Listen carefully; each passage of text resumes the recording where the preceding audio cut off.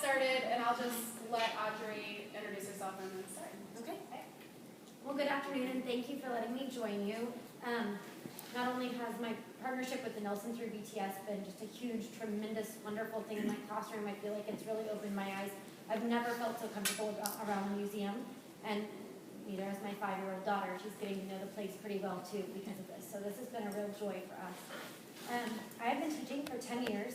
I taught my first 3 in a pretty affluent district outside of Topeka. And so moving to the Shawnee Mission District, I teach at a school called Shawano, 75th and in between Lehman and Quivira. That was a real culture shock for me. We kind of deem ourselves the black sheep of the district because we don't fit the mold of what you think of when you think of Shawnee Mission, Blue Valley, or Letha. We are, in 2012-13 school year, we were 84% economically disadvantaged. This year, way higher. We're close, we kind of border right around 90 every year, which again, people were, smack dab in the middle of Johnson County, so people, really? Shawnee Mission? Our school is about a quarter white, about 20% African American, 50% Hispanic, and then we have other races as well, and cultures represented. I think at a PTA meeting we talked about, and our school's pretty small, about 350 kids. We have 27 different languages represented. The majority of that would be English and Spanish, but there are so many dialects and variations and so many different African languages and Asian languages that the diversity in that small setting is just tremendous. So just over half of our students are considered ELL, which is English language learners. But the number we think as teachers is much higher. In order to be deemed ELL, the parents have to fill out a home language survey correctly, and a lot of our parents are functionally illiterate. And so the paperwork is so hard, and that one little box changes the way the kids are classified and changes the way they get serviced. So where it says, I think, 53% ELL, the number we think is a lot higher from what we see in the classroom. Just to jump in real fast, like I talk about ELL here in terms of like how BTS helps with the pointing and the paraphrasing, and they actually, Audrey referenced services, so they get a state mandated amount of hours that are catered to their specific needs for their language development. So that is like a very formal thing too. It's not just, this kid just immigrated from Honduras, he's ELL because I said so. It's a very formal process, and they receive formal state mandated hours. In our building, because the need is so high, they require that every teacher has an endorsement in teaching English as a second language. So everyone in our building has gone through basically half a master's degree. It's 18 college hours on how to meet the needs for those kids. What I found in those hours is it's really just good teaching. Most of our kids need kind of scaffolds and supports for different types of learning, and so do these kids. The challenge, especially in the upper grades, I teach 6th grade predominantly, is, I'm teaching them 6th grade curriculum, but I'm also teaching them how to ask to go to the bathroom, for example, I got a new batch of kids yesterday. Today was my second day with them. I have 2 kids that emigrated over the summer, one in June and one in July, and they're still in their silent period. They don't talk yet. They're still just trying to learn the ropes. And so it's kind of shocking that, like I said, my family still doesn't really understand my job yet either. The fact that, I've got kids that don't speak all the way up to, kids that have lived here their entire lives and they look white and they speak, perfectly fluent English. So also are some of our newcomers. A lot of the kids, especially from the African and Asian countries, they learn English at their schools. So they've learned academic English, but their conversational English isn't great. And then I've had kids that have immigrated and have never been in a formal school setting. So they come to me in 6th grade and I'm teaching them what it looks like to sit at a desk. And so, their behaviors that you see exhibited are just different. They're just a wide variety of learners in all respects. Questions about our school or anything?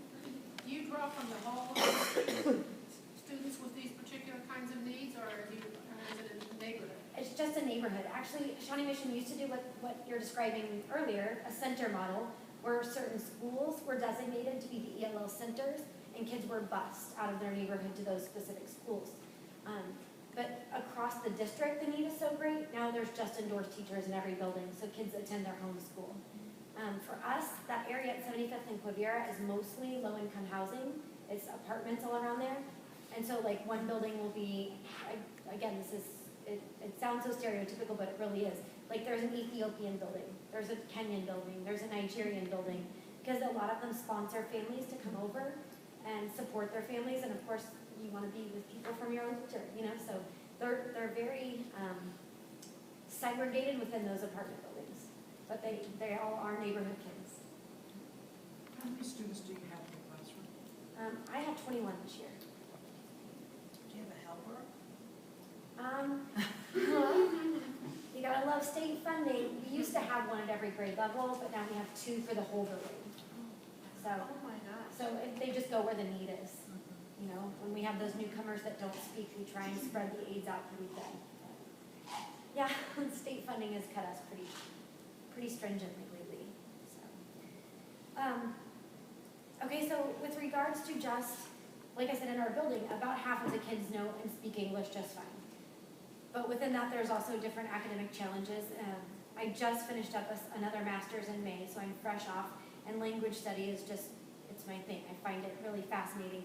And for part of my master's thesis, I looked at how kids learn words, how they just acquire words. And in a study done in 1995, children from professional homes, so they looked at middle and high SES or socioeconomic families, kids at like age 3, they hear about 382 words per hour, okay? Conversely, kids from welfare homes, the study was done just on welfare, not necessarily all low SES, they only hear about 167 words per hour, and the type of words that they're hearing are just tremendously different. Whereas kids in the high and middle social classes or SES, they're hearing a lot more choice words, like parents give kids choices, would you like this or this for dinner? Would you like to wear these shoes or that shoes? And so they hear those kind of vocabulary. In the low SES homes, they heard mostly commands, imperative language, and negative words. So don't do that, don't stand on that, or do this, do this, do this.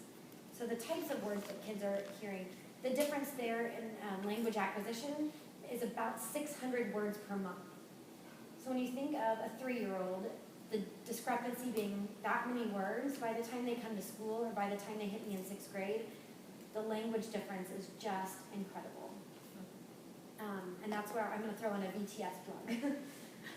The fact that things can be rephrased so many different ways is just the most valuable thing in language development for my kids.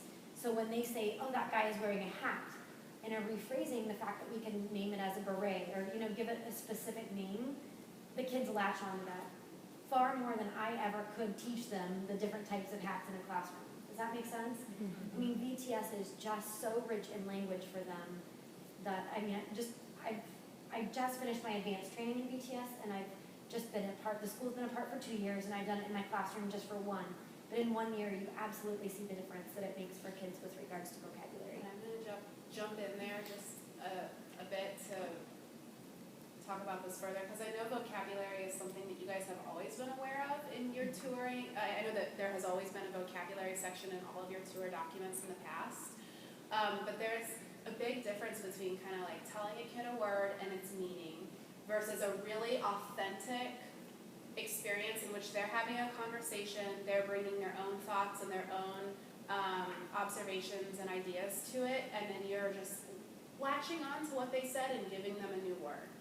So that's a real experience that's just like happening very fluidly, and that's why you guys may have heard me say the term like sticky learning before in some of the tour trainings. That's an example of sticky learning. They already came to it with an idea or an opinion or an observation, and I'm giving them a new piece of knowledge, a new word, a new language skill, and I'm just sticking it on to what they already did.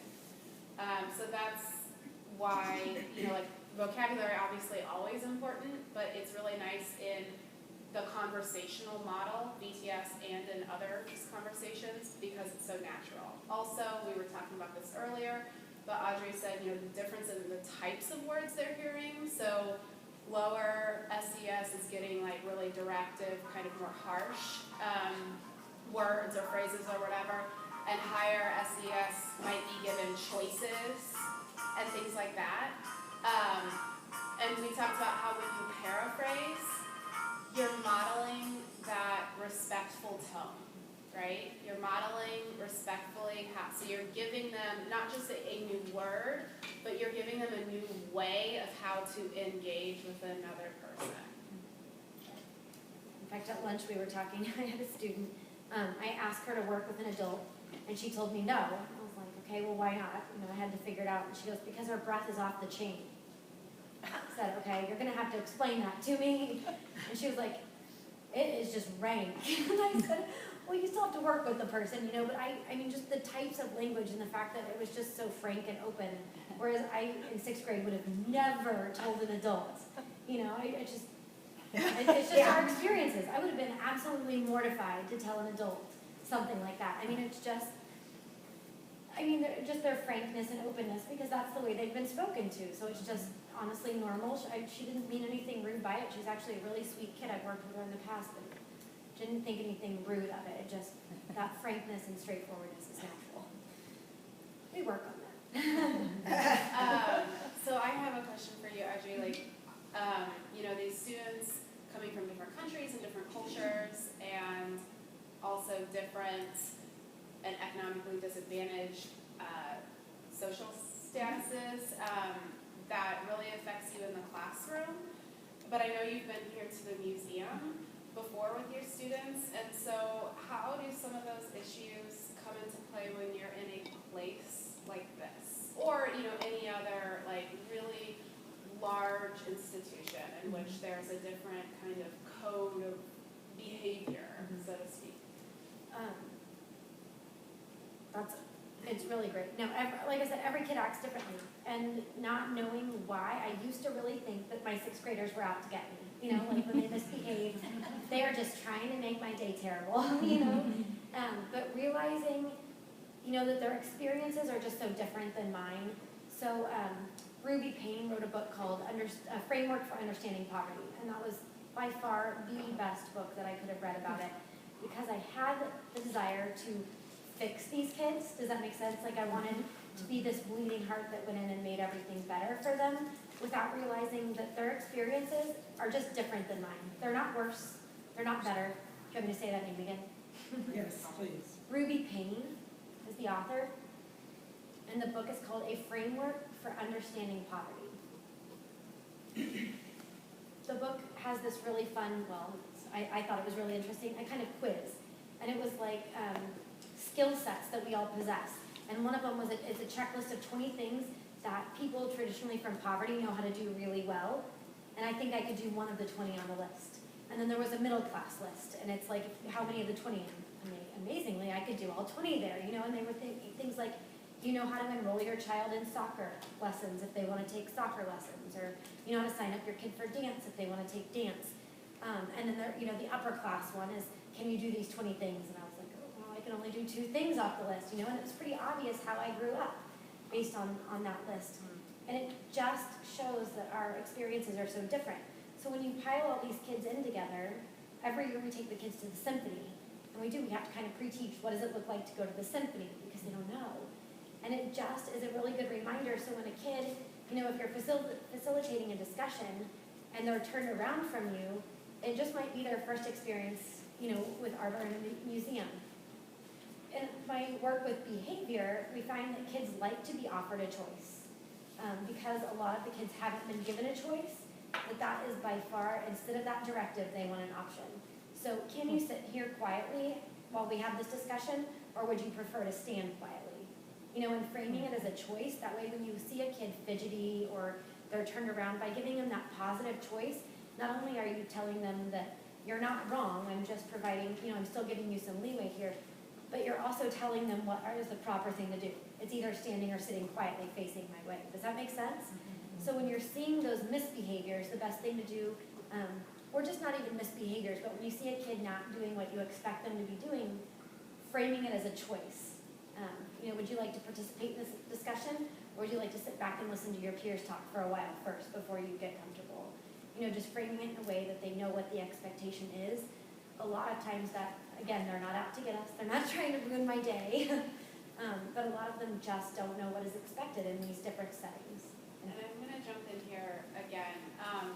We call it behavior management, but I love that Audrey Audrey just said, it's not really a misbehavior, it's more of a not understanding the expectation.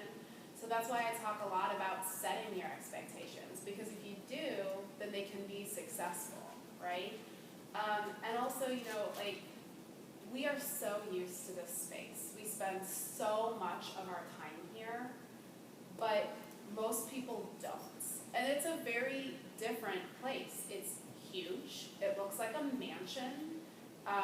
It's kind of cold in here. Some of the rooms kind of smell weird. There's art hanging on the wall. There are guards standing around watching you. Everyone's kind of more in hushed tones, things like that. So it's not a space that's similar to their home. It's not a space that's even similar to their school. It's a completely different space. So, you know, I know a lot of us like to talk about like whether students are prepared or not. And I mean, some of you have heard me go on my rant about students being prepared. But I mean, I think this is a new space for them. It's a new experience. So it's kind of like, how are they supposed to be completely prepared? You know what I mean? And we just kind of have to like get out of our own heads of like knowing what is common and acceptable in a museum and thinking about where they're coming from when they do a certain behavior or they act a certain way or don't act a certain way or whatever. And teachers pre-teach. We try and prepare them. You know, like we say, you know, don't get close to the pieces of work, just like we tell them when it's appropriate to clap at the symphony. Until they're there and experience it though, you know, it's not that sticky learning. They don't associate with it until it's there and it's authentic. So we try. We do tell them what's expected, but you know, they have to experience it, and it is such a valuable experience. But one way that teachers do like prepare their students, because I know that a lot of times when we say, are they prepared or are they not prepared, I think what a lot of us are referencing is, do they know about ancient Greek or ancient Egypt or whatever it is that you're looking at, or do they not know? Were they taught this subject matter or were they not taught this subject matter? And the thing is, you know, even if they were taught out of a textbook most of the time. They might have looked at some images, but really they're thinking like names, dates, places.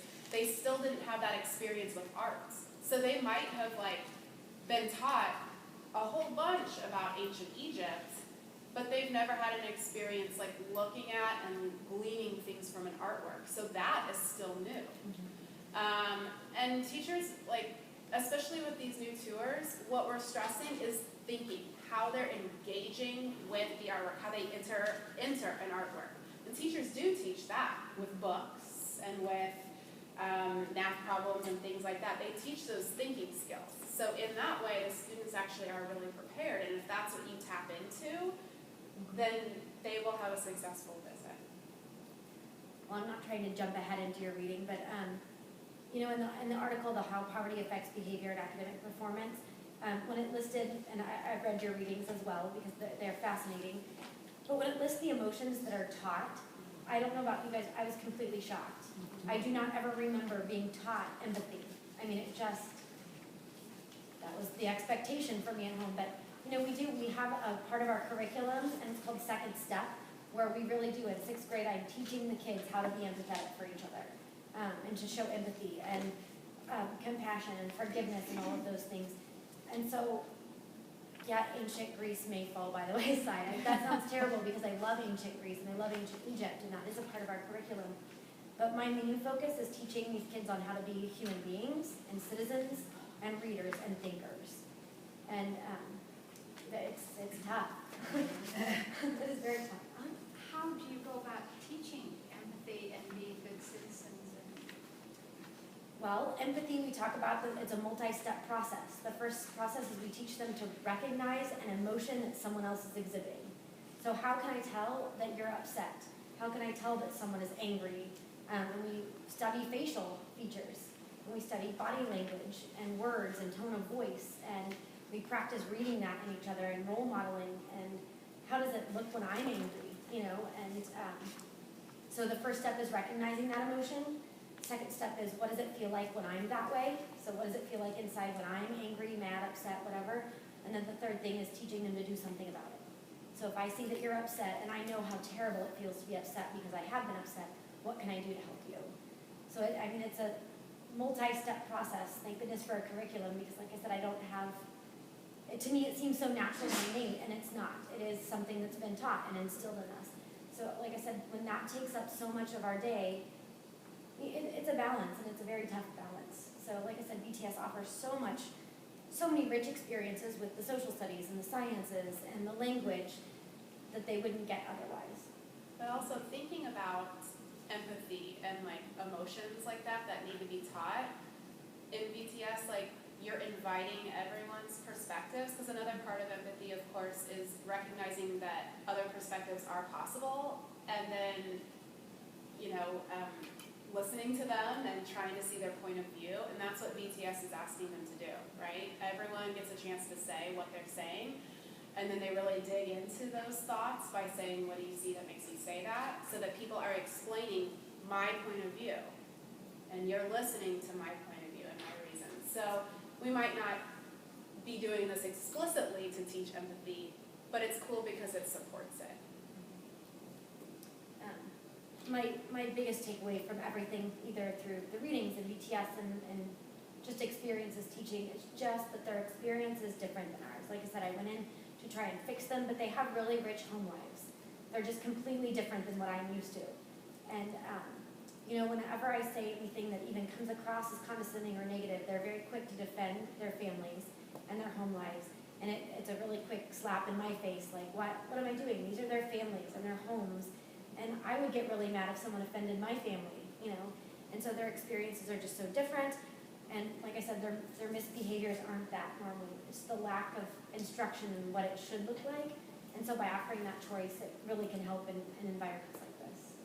And just to reiterate again, I just love that idea that no experience is better than any other experience. And when we think about BTS and what you guys are doing on your tours, that neutrality plays into that, right? I'm neutral. I'm not preferencing someone's prior knowledge over someone else's prior knowledge. I'm not preferencing someone's opinion or gut reaction to this painting over someone else's. They're all authentic experiences and reactions, and I'm going to be neutral about it. And I think, I hear so many of you guys being like, oh, I learned so much more than the kids, I hear that all the time, and I love it when you guys say that, because I think that's really true, because we can learn.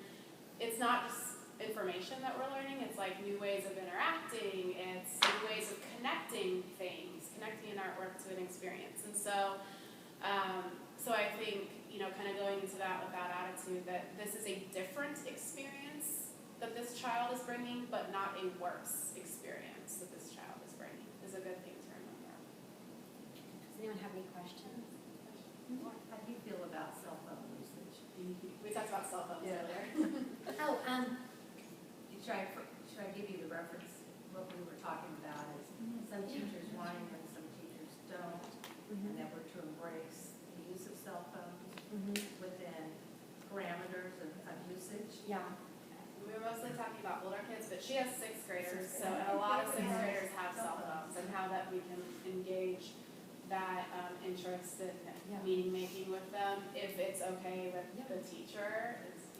Well, Shawnee Mission just went to the one-to-one technology piece, and so kindergarten through 8th graders get iPads, and then the 9th grade through 12th grade get MacBook Airs. And so, they have the technology and the Wi-Fi in front of them. I will say this, 99% of the time in my experience, when the kid's phone rings in class, it's mom. I'm like, you know where your kid is. Kids with me, 8:10 to 3:10, And they're like, hey, remember to go get brother or sister, whatever. And it's like, you couldn't have called the school phone, just things like that. But it's just, they don't bother me, because like I said, it's mom calling. Yeah, it's an interruption, but so's the intercom, so our fire drills. So, we have 1,000 interruptions in the day. And the kids' attention span, they bounce right back. Personally, I love the technology. Our kids have it, even in poverty. They have nicer phones and technology than I do. They don't necessarily have the Wi-Fi, but they certainly know which churches, community centers, restaurants to have the free Wi-Fi. And I just think it's putting resources in their hands that we could have never dreamt to give to kids from poverty. So I think that's a huge thing. And so, and just to jump on that again, they have iPads from the time they're in kindergarten, and they're using them in school. So that means that it is a thing that they use to learn with. So if their teacher is okay with it, that's why I do like to allow cell phone usage during the inventory time or whatever your preference is, just because it's just like for us, our piece of paper and our pencil was our learning tool. For them, their iPad or their smartphone or whatever is their learning tool. It's not a distraction as much as we think. I mean, it can be sometimes, but it's not as much as we think it is. Someone once pointed out, like, in really terrible college classes, I doodle on my paper. That's no more of a distraction. The cell phone's no worse than, than checking, texting a friend really fast. Honestly, the doodling might have just been, we just found a new way to be distracted. It's not necessarily, it's not necessarily worse or more time consuming, it's just a different way. Yeah. That's their experience for sure. Other questions for Audrey before we move on to the readings?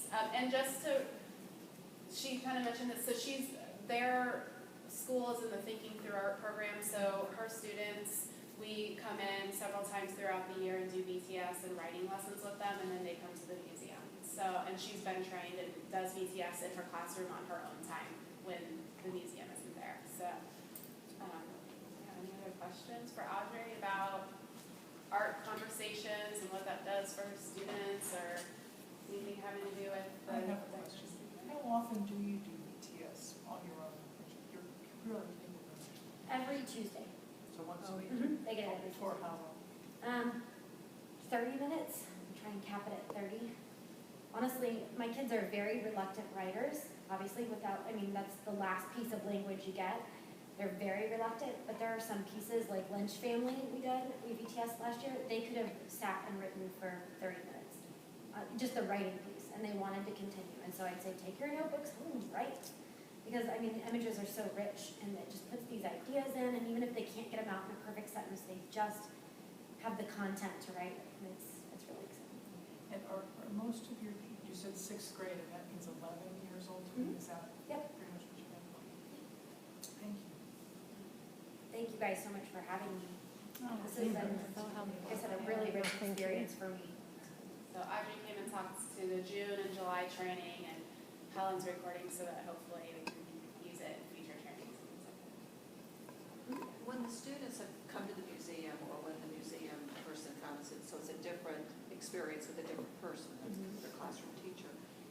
After the exercise or when they get back to the classroom, do they comment or respond, or after the museum staff person or museum volunteer leaves, do they comment or respond about their opinion or what they liked or didn't like with that activity, or do they share that? They really don't.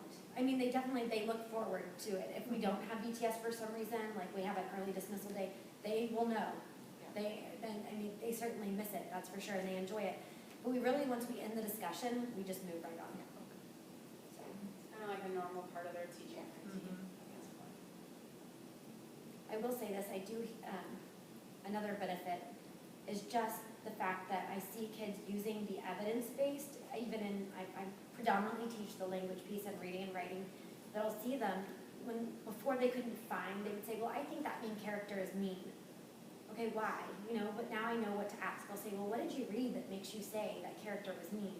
And they immediately know to go back, and they're not as scared to look back because of BTS. So that's another really great connection that's helped. Do you want to stop and then start again?